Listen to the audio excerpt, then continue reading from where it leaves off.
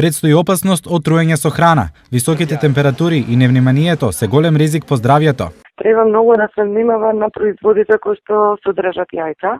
Млечните производи исто така се подложни на расипување. Месото исто така треба да се внимава затоа што на високи температури многу брзо може да се развијат бактерии.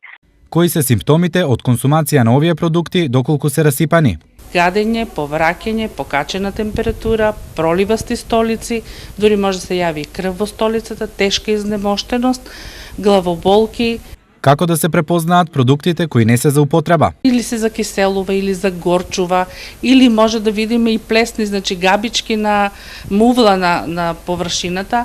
Лебот исто така може да го ја губи бојата. Секако, освен овие опасни на високите температури за консумација се и други животински, но и растителни производи. Например, опасни можат да бидат и расипани јагоди, домати, тикви и други. Затоа од сега внимателно.